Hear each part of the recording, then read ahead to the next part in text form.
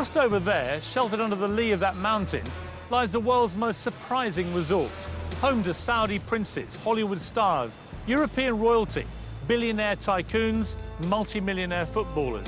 Their combined wealth adds up to more than most South American countries. But it's where this is that might surprise you most. It's not Malibu or Monte Carlo, it's not Barbados or Bora Bora.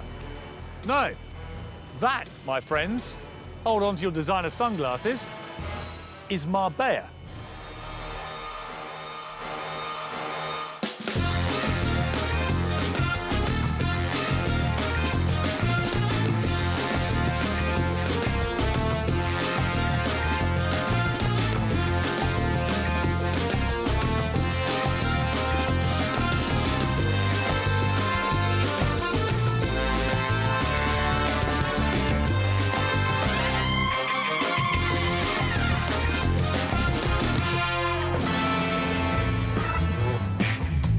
Marbella is a classic contradiction, a tale of two cities.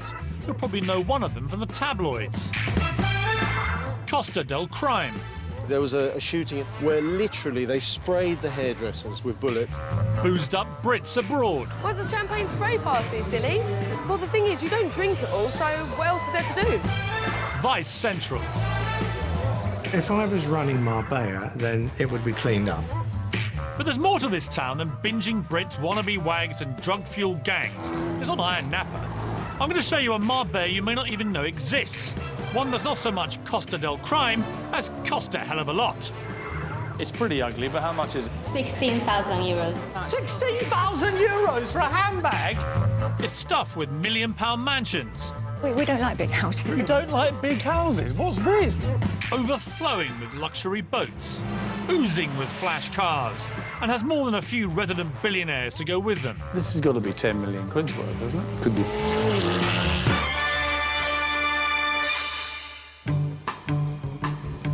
Marbella is on the infamous Costa del Sol, Spain's most southerly Mediterranean mecca. With over 300 days a year of glorious sunshine, it's hardly surprising this bit of coast is so popular with us Brits. 300,000 live here, and a further 2.5 million visit every year.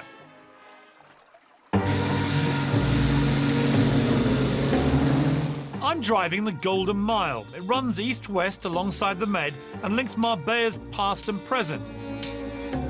Behind me is the old town the Spanish Christians retook from the original Muslim invaders back in the 15th century.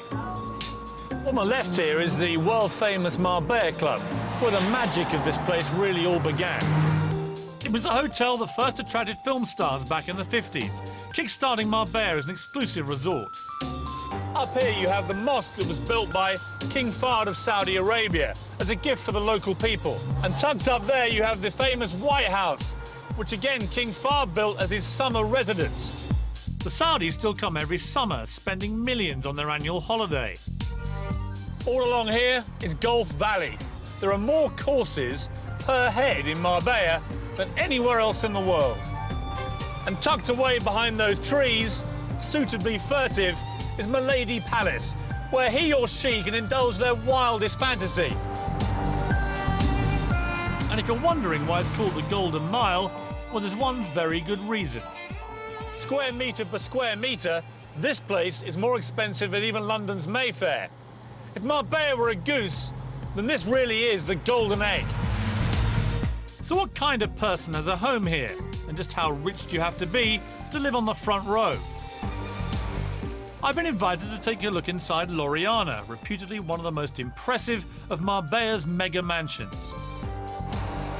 My guide is John Davis. John, how are you? Welcome. Welcome to L'Oriana. I'm looking forward to this. John is a property developer who creates these seafront havens and manages them for the wealthy owners.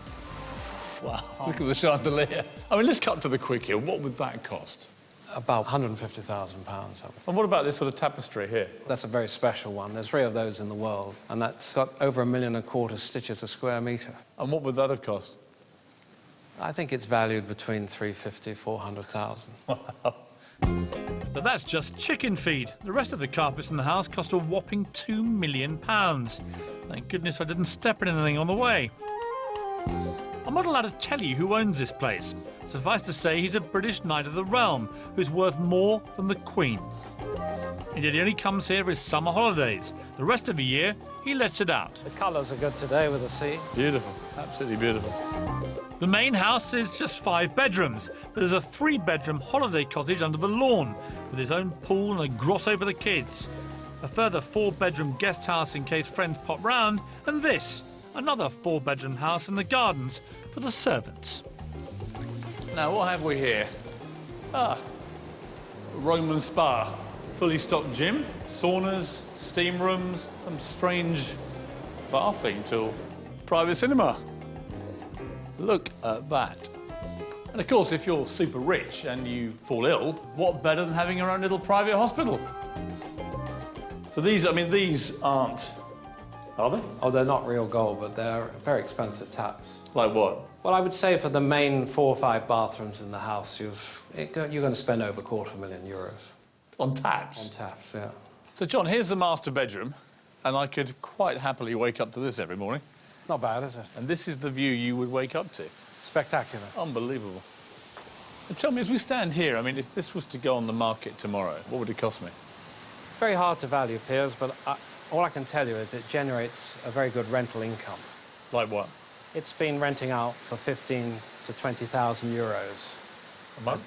A day. A day? Yeah. 20,000 euros a day? In the high season, 20,000 a day, low season, 15,000 minimum. And who pays that? I mean, what type of person? There's people. So taking that rental income as my guide, my calculations value this property at a staggering £70 million. Not exactly cheap at even half the price. And if you want a glimpse of the kind of people who can afford that, you may want to try the port. We're coming now to the other end of the Golden Mile, the place that most Brits might assume is the real Marbella, and that's Porto Banús, with its fabulous, famous harbour. It's here that you'll find the glitzy bars and chic restaurants. Since its opening in 1970, Porto Banús has been associated with conspicuous consumption and sophistication. This is Bond Street with a tan. The port reflects an insatiable desire to be admired around here, and simply having a few million quid in the bank is nowhere near enough, because the bigger your boat, the nearer you want to park it to the restaurants. The more expensive the wardrobe, the more you have to dress up and show it off. And the flashier the car, the more you have to drive it round and round, trying to get noticed. Being a somebody in Marbella is bloody hard work. But those with cash love nothing more than spending it, which is not difficult in a place that's crammed with 40 of the world's top designer stores. Karren Brady, the ex-MD of Birmingham City Football Club and now sidekick to Lord Sugar in The Apprentice, owns a flat in the port. When it comes to shopping, she's in the Premier League. It would be rude not to, wouldn't it? Yes, I think it's very Karren Brady. I think. Come on. Hello. Looks like I've just been hired as an apprentice bag boy. And just when I thought we couldn't possibly shop any more, Fendi, now this has to be right up your street, isn't it? I do like Fendi, I have to say. You know, I've got 1 or 2 little Fendi pieces. So, I bet you have. yeah, no, it has to be said. I mean, I haven't seen a price tag yet. How much is all this gear? I think, Piers, if you have to ask the price, you can't afford it. but what all the wags really come here for is a quality handbag, no matter what the price. Excuse me, how much is this one? 16,000 euros. 16,000 euros for a handbag? Look, Piers. Who buys this stuff? Who buys it? Not exactly how most of their customers react, I imagine. So just how much money is sloshing around these shores? How rich are the people in Marbella? Oh, there's some really, truly wealthy people. And lots of people that want to be close to the glamour. That's why they come to Marbella. That's why they're down in the port, they're in the shops. And they're all just here nosing around, seeing what's going on. You've got one side of it, which is very elegant, beautiful homes to live in, wonderful shops. Then on the other side, you've got the stag do's, the hen do's, the people staggering out of clubs at 5 o'clock in the morning. But actually, both sides are quite fun. You know, it's the Euro trash element of Marbella. So part of it's Euro and part of it's trash. Exactly. So there's cost a lot and cost a little. But in my tale of 2 cities, what is it that makes the rich want to live here? I'll be visiting a mountaintop housing estate for millionaires, where hardly anybody actually lives. I mean, we're talking 15 to 20 million Yes. for a place that is unoccupied. Oh, hardly any All of the them are time. occupied. As that one is down there. On the flip side, just how trashy is Marbella? And what's it like to end up on the wrong side of crime in the Costas? Woke up one morning to find out we'd been broken into. We'd been gassed, knocked out, so we didn't hear anybody in the house. Seriously, you were gassed? If you're super rich and fancy living in the sun, there are a number of options. There's Monaco for the snobs, for refined sophistication, the south of France, for exotic paradise, Barbados, and for raw excitement, you can't beat Miami. But Marbella, that's always struck me as a kind of poor man's St Tropez, where lobster-red Brits come to guzzle their beer, scoff their chips, and read their daily current bun. So why is it that people who can afford to live anywhere on Earth come in such numbers to live in Marbella? Well, for one thing, there's the weather. Marbella has a near-perfect microclimate, with average temperatures of 20 degrees. All well and good, but if you're a multi-millionaire, you don't want to be scrapping over your sun lounger. You want exclusivity, security, and the chance to lord it over everybody else. Well, head into the hills, and you'll find it. Down there is La Zagaleta, one of the most exclusive housing estates in the entire world. For starters, an average plot here will set you back a cool 4 million quid, a pretty penny for a chunk of hillside. But once you've built your luxurious mansion, you can probably expect to double your investment at the very least. It seems some places are just recession-proof. Construction is frenetic here, and property values rising all the time. It measures 2,200 acres and has 50 kilometres of road crisscrossing it. It also boasts 2 golf courses, stables, tennis courts, a bowling alley, a gourmet restaurant and a nightclub. But here's the weird thing about it. Most of the houses there remain empty all year long. Their owners only use them for about 2 weeks of the year, which I guess makes it Butlins for the billionaire.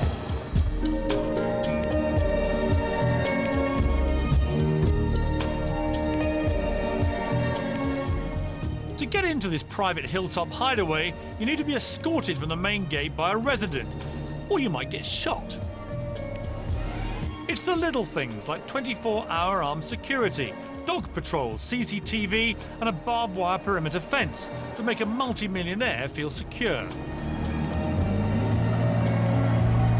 Inside, resident Graham Fisher is waiting to guide me the 3 kilometres to his particular slice of mountainside, where he lives with his wife Barbara, when they're not back at their Barbados residence, that is. Oh my God, look at the view. That's incredible. Isn't it? Well, that's why we bought this house, because that was the view. Graham sold his UK chemical company back in the 90s, made enough money for him and Barbara to find themselves on Marbella's super rich list, albeit near the bottom, something they're endearingly embarrassed about. Is this one of the bigger ones in the area? Not, actually. Really? Where would it rank? It's one of the smallest, actually. No. It is. We don't like big houses. We're very happy. You don't like big houses? What's this? Well, we've got about 700 square metres, so what's that, 7,500 square feet of indoor living space. But you don't like big houses? But we've got pals here with 2,000 metre yes, houses. Yes. So it's all relative Yes. in Marbella? Yes. Yeah. Look at the view. Huh? You've got from the port of Banús, Yeah. 180 degrees round to Gibraltar, and behind Gibraltar you can see Morocco. So that is actually, that's Africa. Correct. Wow. It's 20, that close. 20 miles away. You Seriously? could swim it on a good day. You could. Yes. If you're David Walliams, it's idyllic, safe and isolated. Perfect for hiding away.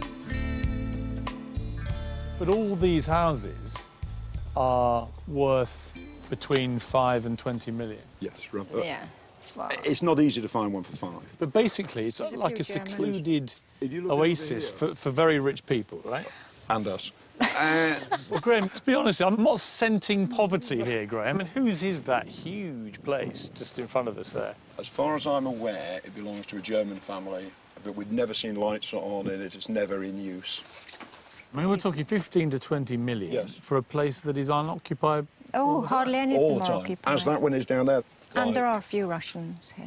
Yeah, the mayor of Moscow. The mayor of as well. Moscow has a Mayor of house. Moscow. Would you ever sit here and think, actually, we're a bit lonely up here? Well, No, 'cause we've got well, lots of no, pals. because the English, well, We all stick together wherever we go, anywhere in the world. Well, I'd love to sit together with you. I haven't quite got the money, Barbara, to be honest with us. Oh, it's a great party house. Huh? We have some great I bet parties you do. out here. But it's, I mean, it is a very nice, secure place. That's You why we feel came here, very really. comfortable. It is probably the Is most... it completely safe here? Yes.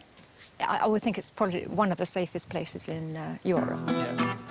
So the price of safety in this town is £20 million, give or take a few bob. An awful lot to shut out to ensure your parties aren't gate-crashed by unwanted visitors. But then this is the Costa del Crime. This stretch of coastline was first dubbed the Costa del Crime back in the late 70s, after some of our most notorious crooks came out here to enjoy the sun and to avoid getting nicked. While the UK and Spain were arguing over extradition treaties, the likes of Freddie Foreman, the craze enforcer, and Ronnie Knight, Barbara Windsor's gangster ex, were here enjoying their ill-gotten gains. And British hoodlums are still here, but things have changed. Marbella is now an international melting pot of criminals, and they're all after a slice of the action. Of course, where there are so many criminals living in such a small place, there are bound to be differences of opinion. In the last few years, along this small stretch of Spanish suburbia, there have been a whole spate of gangland shootings.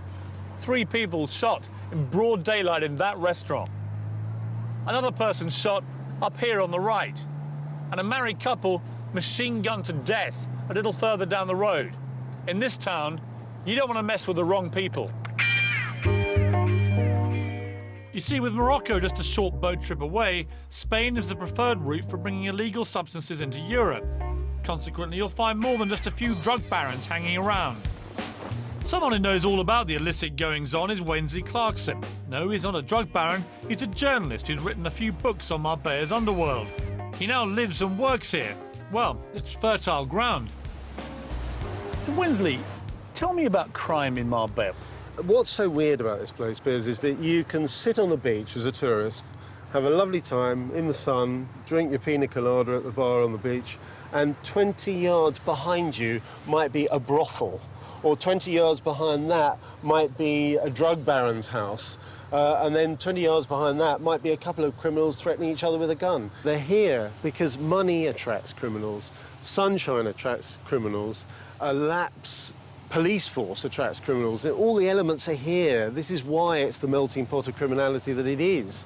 You know, if you were brought up flogging the odd bit of cocaine in Bulgaria, you're going to be much happier flogging the odd bit of cocaine here. 40% of all of Europe's cocaine comes through Spain. Really? I mean, that speaks for itself. How much of what I'm looking at would you say has been paid for with dodgy money? Statistically, about 60 to 70% of the new buildings that have been constructed in the last 30 years here come from black money. That's illegal money, and it's helped fuel this entire economy. It wouldn't exist without it. How have you seen the Marbella crime scene evolve over the years? Instead of having friendly, old-time British villains who are nice to women and children, we've actually got hard-nosed Russian gangsters, other Eastern Europeans. These are people who take no prisoners. They will order a hit on an enemy, and they don't care if their wife and children are killed at the same time. And is that actually happening in Marbella? I mean, this is not just myth. This is going on. It's going on all the time. There was a shooting in a hairdresser's not that long ago where literally they sprayed the hairdressers with bullets. They didn't care about the other people who were killed and injured, but they got the man they were after. I don't dispute what you're saying is true, but are you slightly exaggerating this? Because when I've walked around Marbella, it all seems relatively safe. Well, they're not popping out from behind trees of Lugers, Piers, but they're there. It's an underbelly, it's an undercurrent of criminality, because this is the centre, the epicentre of criminality in Europe, without a shadow of a doubt. Perhaps I'll give that haircut a miss. So maybe Marbella is actually a tale of 3 cities: the millionaires, the boozy Brits, and the criminals. Except you don't really see the drug deals and corruption going on. Or do you? In times gone by, Marbella's dirty dealing wasn't always consigned to the shadows. This is a €500 note, or as they call them over here, Osama bin Laden's. Because although 40% of the EU's entire supply allegedly passes through Spain, you never actually see one. And the reason for that is that most of these out here get passed like this, under tables. Black money deals were the order of the day during Marbella's unprecedented 15-year building bonanza, which began in the early 90s when property prices went crazy. The boom was fueled by corrupt mayors and officials who granted thousands of illegal permits to build on restricted land. Today, the carcasses of fraudulent overdevelopment litter this coastline as a symbol of their unrestrained greed. In a town with an oversupply of houses and hit by a recession that left failed businesses strewn everywhere and 3 of Marbella's top hotels going under, prices fell by almost 25% along this coast. It's left thousands of Brits who bought into the idea of a dream place in the sun seriously burnt. In the end, 3 mayors went to jail and the whole Marbella council was disbanded. So you'd imagine they'd be burning effigies of a terrible trio. Well, not quite. The most notorious of the jailed mayors, the late Jesus Hill, is revered by locals as a modern-day Robin Hood, who created the thriving Marbella of today. Michelle and Stephen Eusden explained to me the alternative view of the corruption. They came here with next to nothing, started an expat newspaper from scratch, and judging by what's in their garage, have done rather well for themselves. Michelle, looking magnificent, if you don't mind me saying. Thank you. The greatest nails I think I've ever seen in my life.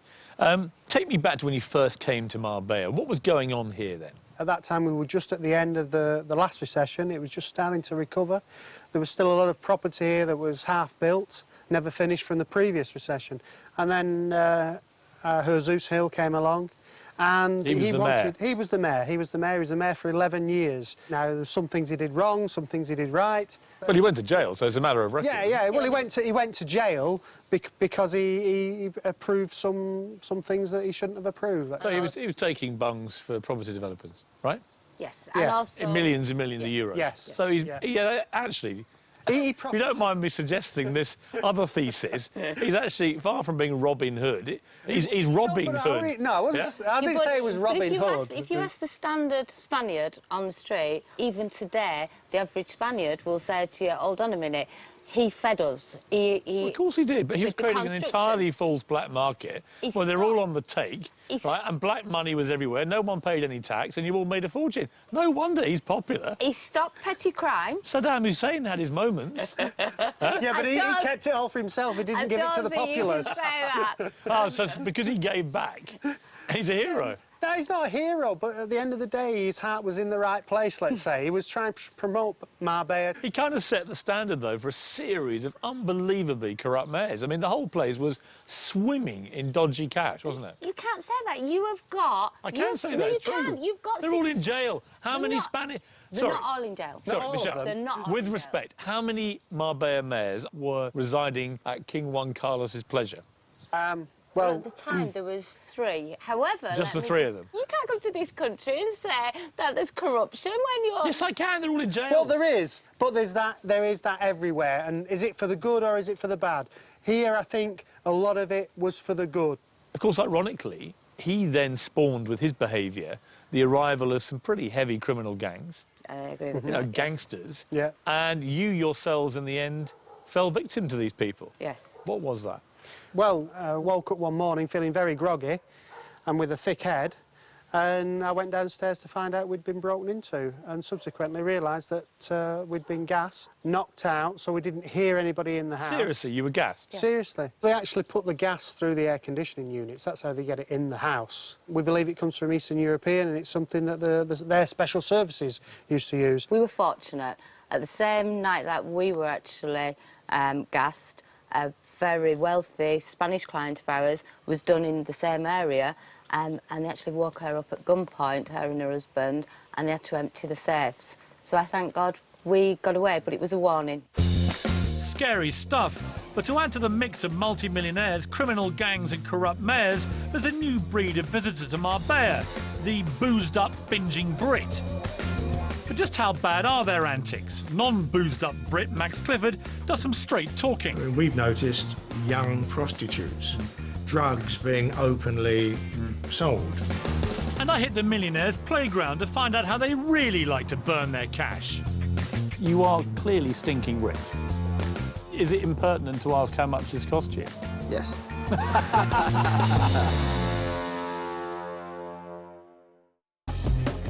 As midnight approaches, Portobello's becomes less swanky and more, well, you know what I mean. The sort of place you wouldn't let your daughter loose in without a chastity belt. There's no doubt that with the arrival of cheap flights a decade ago, a new type of tourist spewed forth on the plains, and they were looking for just one thing: a party. Marbella developed a Jekyll and Hyde personality. Whilst the front line has kept its upmarket glamour, the street behind has become decidedly more downmarket. It's known as the second line, and at the far end, along with the hookers, pickpockets and pushers, you'll find Lineker's Bar, a home from home to many Brits abroad. Right, ladies, now you are on a hen weekend, right? Who is the lucky hen? You are, right. Why have you come to Portobello? Because it's classier than most places and we're classy ladies. Wait a minute, it's classier than most places and you're classy ladies. Ladies, with the greatest of respect, you're wearing weird tutus. It's a one-off, though. So do you really think it's a classy place here? Yeah, it is. Where are you from? Birmingham. Now I know what you mean. The nice part, though. What do you think of this place, Lineker's? It is cheap. You see, even though it may be cheesy, I can't wait to get in there. Yeah, it is. Who would you be most excited to see here? They clearly have impeccable taste. This place has suffered a crate load of criticism for lowering the tone of the port. But after tonight, I can't see what all the fuss is about. An absolutely crazy place, and yet, I have to say, undeniably good fun. They're all having a great time in there. I mean, look. Actually, maybe not. The Lineker behind Lineker's is Wayne, once famous simply for being the cheeky younger brother of Gary. He's now famous for being the tax-evading younger brother of Gary, who went to prison and then came out to create a string of boozers, nightclubs and strip joints that stretch across the Med and beyond. It's definitely fun here, isn't it? No question. Wayne's not exactly Mr. Popular with Marbella's elite, thanks to the party-hungry clientele he brings to town. So wait, do you make any apology to the smart set of Marbella? I think you have brought this place crashing to its knees down market. Do you make any apology? No, none at all. What Lineker's has done for the port has not lowered the clientele. It's brought a new clientele to the port, a more down-to-earth clientele, and a great crowd. And fortunately for Lineker's, it's turning towards the crowd that we want. You know, we'll go through sort of 15,000 bottles of beer over a weekend. 15,000 bottles of beer? Over a weekend. Do you think the media caricature of Marbella is, and Portobello in particular, is unfair? It's a high-profile place. It's a busy place, and what sells stories, you know, muck sells stories, isn't it? So they're going to look at that side of things. Are you happy wallowing in muck? Oh, where there's muck, there's money, Piers. I mean, do you think you've made Portobello more accessible to the British working-class man and woman? That's exactly right, Piers. So Wayne Lineker's message to the rich and famous of Marbella is... Do one. So, no room for the toffs in Wayne's world. I'm not exactly sure they're rushing to be at his side, are you? But whilst the drunken hoi polloi might be confined to just one short street in Portobello, it's one street too many as far as many Brits living the dream here are concerned. It's the hottest conversation in town as they sit in their bougainvillea-clad villas or stroll the lush golf course. Public relations guru Max Clifford and his gated community friends seemed positively militant when I caught up with them for afternoon tea. This strikes me, we're all sitting here having an absolutely quintessential English tea. And it kind of suits all of us. Tea, 5 o'clock in the afternoon, when Bob's been golfing and we've been swimming and the girls have been shopping, yeah, or having their nails done. It is lovely here. I mean, I have to say, though, this is about as far removed from Portobello at night time. Marbella is a weird contradiction of areas, isn't it? Portobello is like Soho is to London. Yes. You can come out of the theatre in the West End and go to a beautiful restaurant, or you can go into the streets of Soho where there's drug addicts and prostitutes and whatever. It's the same here. Does that concern you as a long-term Marbella resident? If I was running Marbella, then it would be cleaned up. There would be police presence, it would be altogether different. What would you do? Would you Get shut rid down of- bars like Lineker's? Well, I would make sure that they were carefully controlled. I mean, in terms of people wanting to go out and have a drink, absolutely fine. But it's all that goes with it. I mean, we've noticed increasingly young prostitutes, drugs being openly sold. It can be cleaned up, and it could be cleaned up very easily. I mean, they approached me 2 or 3 years ago about doing PR down here. And all right, they couldn't come up with the money. But I made it very clear to them that these were issues which had to be addressed and had to be sorted out. What do you charge these days to clean up a very badly tarnished reputation? I told them that it would be a minimum of 2 years at £25,000 a month. Right, here's a cheque. Right, that's my vote sorted. Max for mayor. Back in the 50s, when this town first became a tourist destination, there were no image problems, because there was only one place to stay.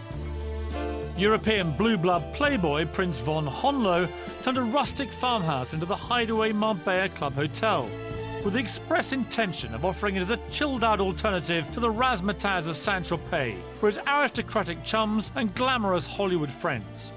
There was a time when the only telephone on the coast was here at the Marbella Club Hotel, which meant the likes of Jimmy Stewart, Cary Grant and Audrey Hepburn might all be in the same queue waiting to call home.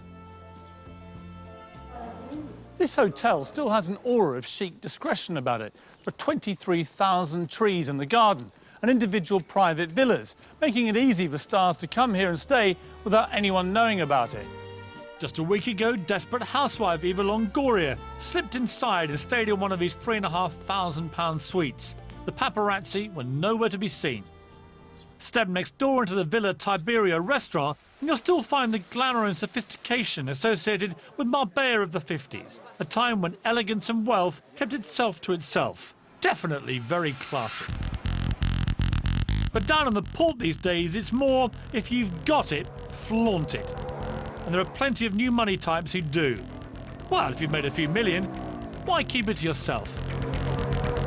And if you really want to flash the cash, then head up the Ronda Road into the hills and burn some serious money with Marbella's top players. This is the Ascari Race Resort, a private club with a paltry joining fee of just £150,000. The multi-millionaire petrolhead who built this place largely for his own amusement also designed and manufactured this little plaything to go with it, the £250,000 Ascari supercar. Klaus Vort is the 58-year-old high-tech inventor and one of Marbella's richest residents, whose money fuels it all.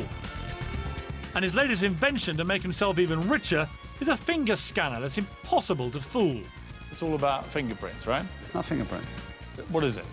It's a radio scan of your 7th layer inside your finger. It's like something out of Star Trek. There's a good reason for all this security.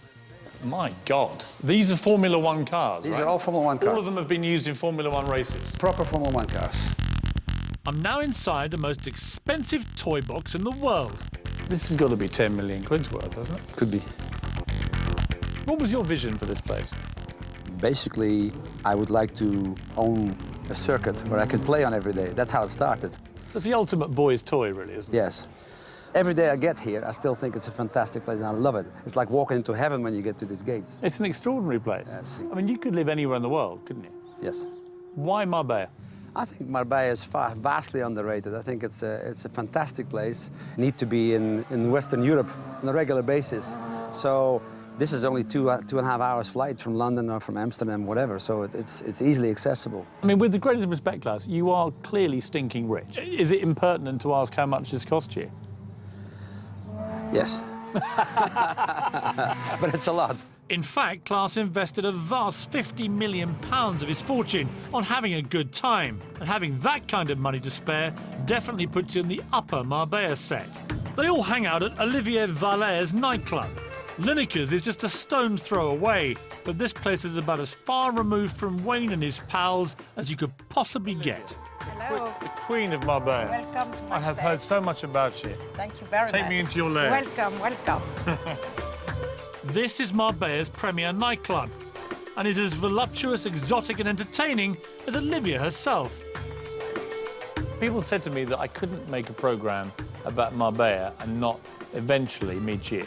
That is real, because I said to everybody, if you come to Marbella and not come to visit my place, it's like to go to Roma and not go to the Vatican. So here are the bowels of your cellar, Olivia. On a busy weekend, almost 5,000 people will guzzle their way through the content of Olivia's cellar. This is one weekend's worth. Yes. But don't bother coming if you're on a tight budget. The punters here spend more in one night than most people spend on their 2-week holiday. This is a 1995. Yes, it's a Methuselah of Dom Perignon. How much are they? That's a bottle of 30,000 euros. 30,000 euros for a bottle of champagne? I'm told that everybody's been in here. Give me some names of people who've been here. Oh, from Sean Connery to Bruce Willis and with Rod Stewart. And I heard you had Prince Harry in one night. Oh, yes. That is the most chic and elegant young boy that I receive. Really? And when he tells me that it's the best night that he spent in his life, I tell him, really? Don't worry, you are going to have thousands of better nights. Believe me, Marbella is a paradise. One night you like to have something very sophisticated and very good food, and one day you go to beaches where you eat wonderful fishes for very cheap price. Yeah, but hang on a sec, Olivia. I mean, if I went to your nightclub tonight, there are going to be people spending between 5,000 and 20,000 euros, aren't there? Yes, we have. Thanks God. Thanks God, because if there is only poor, it's a little contagious. I don't like to be so near than them. Quite right, Olivia. We certainly don't want you catching a dose of poverty in Marbella, now do we? So, it seems the rich here are very happy living their own wealthy bubble, buying themselves distance from the riffraff and locking themselves away from the criminals. So what does the future look like to anyone who's thinking of setting up shop in Marbella? James Hewitt is the latest immigrant to try his luck. Do you think Marbella is a pretty good place to reinvent yourself if your reputation has been a bit, you know, scallywag, cad, bounder? Thank you for repeating that again. And how do you down 120 bottles of champagne in just 2 minutes? Well, it's a champagne spray party, silly. Well, the thing is, you don't drink it all, so what else is there to do? Tell me I'm barking mad, that I'm a Jeroboam shorter than Nebuchadnezzar. Or perhaps it's all this sun getting to my head. But everyone I meet in Marbella says exactly the same thing. This is the best place in the world for work, rest and play. But most people don't come here to work or rest, really. They come here to play in the sun, sea and sand. Oh, and also the giant red cups full of champagne as well. Here at Nicky Beach, I'd arranged to meet Bianca Gascoigne, daughter of football legend Paul Gazza Gascoigne. Have a quiet chat about the new Marbella. Well, quiet-ish. Now then, Bianca, here we are in your natural lair. Of course, yes. Nicky's Beach, Absolutely. Marbella. Seems to be a load of people over there Yes. just spraying champagne. Yes. Well, it's a champagne spray party, silly. What's that? Well, a champagne spray party is basically, it says what it is on the tin. It's a party spraying champagne. So they're all buying champagne. They're all buying champagne, For how yes. I'm not too sure because obviously... Well, let's have a look. In a big group, obviously you So have... here we are, look. Yeah. The champagne here, Yeah. a Magnum of Cristal, Yeah. 1,945 euros. Yes. And this lot are spraying it all over each other. Yes. I mean, that's the most senseless waste of money I've ever seen in my life. And I thought the same. I thought the same. Basically, last time I was girls, we had 120 bottles of champagne. What do you do with it? Well, the thing is, you don't drink it all, so what else is there to do?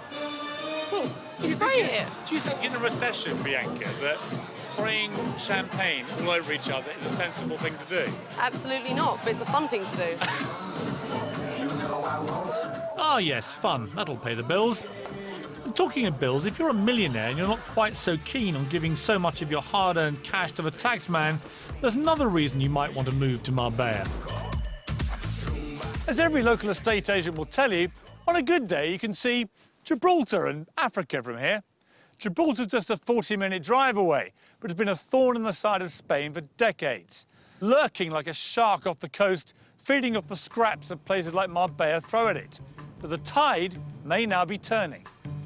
If you're a tax exile, then Gibraltar's now one of Europe's lowest tax takers, And incredibly, you don't even have to live there to reap the benefit. Sounds too good to be true? Well, don't take my word for it. Have a listen to what James Young has to say. He's a Marbella millionaire who sold his pharmacy business in the UK and saved a fortune in tax by buying a flat in Gibraltar. I caught up with James on his £2 million Sunseeker.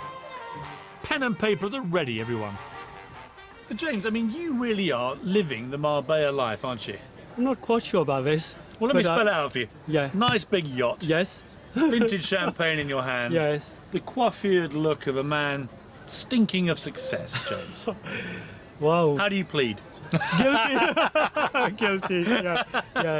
I mean, it's maybe a daft question, but what made you leave Sunderland to come and live in Marbella? Well, before I sold the company, I took advice and applied to be a resident of Gibraltar. But you don't have to live there for any number of days as part of the deal. Exactly. I don't have to live even one day or spend one night there. Really? I can just spend my time in Marbella. So what is the tax in Gibraltar if you do that? Well, I didn't have to pay any capital gains tax on the sales price when I sold the company. Do you mind me asking what you sold it for? A few million, yeah. So basically, by buying a little place in Gibraltar, you ended up paying no tax on that at all? Yeah, that's right. If you'd done that in England, you'd have been paying... Exactly, capital gains tax at 10%. But on top of that is the inheritance tax, which is very important to me. So by being resident in Gibraltar, what would that be now, your inheritance tax? Nothing. Really? Nothing. My assets will be passed down to my children. And if I was in England, half of it would be going to Gordon Brown. But what has Marbella got that Sunderland couldn't give you, James? Well, it's got the weather, it's got the food, it's got joking. the ambiance. I've been to Sunderland, don't worry. Yeah, right. So perhaps the reason this town is so successful is that just about anyone can come and make a life here. From millionaires to boozed-up revellers, and from aristocrats to criminals. They're all doing what they do here in Marbella. Armed with the idea that Marbella will accept anyone with open arms, Britain's ultimate cad traded his life in Chelsea for a new life here in the sun. This is Polo House, a high-class establishment serving tiffin to the toss. Well, actually it serves posh nosh to anyone who'll pay for it. It's owned by one of my old tabloid targets, James Hewitt. Awesome guy, James. Awesome. For him, it's a whole new lease of life, a reinvention as restaurateur, rather than reality TV star, lettuce seller and all-round bounder. And let's not mention the affair with the most famous woman of all time. James, we meet again. We do indeed. Very warm welcome. In slightly more... Friendly. Yes, friendly circumstances, yeah. Do you think Marbella, more than most places, is a pretty good place to reinvent yourself if your reputation has been a bit, you know, scallywag, cad, very bounder? interesting. That's a very... Thank you for repeating that again. Scallywag, cad, bounder. You know what I mean, though? That actually this is a pretty good place to reinvent I think yourself. anywhere is a good place to go, other than England. No, I wouldn't have chosen it for any other reason than it had potential for developing a new business. Is it a big risk for you? Oh, yes. Huge risk. I mean, last year was quite worrying. I mean, worst possible time to launch a place like this, I would have thought. Well, I mean, one probably wouldn't have done it had one realised that the credit crunch was coming. How much of a draw here are you, personally, do you think? I hope very little. Because what I hear is that all the ladies in town No, you love are coming... joking. No, I'm serious. You are joking. No, You are like coming along here to meet James Hewitt, which obviously I find quite baffling, but it's true. Well, thank you for that. Well, no, I'm not going to kid myself. I mean, you know, I think that people are intrigued. I mean, I don't think it's necessarily me, but it's the person that they've read about or heard about. But I hope they find when they've been here that they like the place and they come back. And is there a lady in the life of James Hewitt at the moment? No. No? No. No time. No time. I mean, would it be a dream of yours that you could be remembered, perhaps, as James Hewitt, a successful restaurateur, rather than James Hewitt, ex-lover of Princess Diana? I mean, you can't expunge history, so... But excuse in me. terms of an aspiration for you, personally? Yes, I mean, I'm trying to, I have moved on. I'm going to continue to move on. And if that is accompanied by success, then I would have no complaints. Good luck. Thank you. I set off to investigate a tale of two cities. But Marbella has turned out to be a mini metropolis in the sun, providing everything to everyone. Try and quantify exactly why so many people flock down here, and you'll be sipping your G&Ts for several days to come. But one thing's for sure, it remains at his heart somewhere that people come to live a dream, to retire, to party, to make a fortune, to spend a fortune, or even just to enjoy a great holiday. Marbella, whatever tickles your fancy, can offer it all.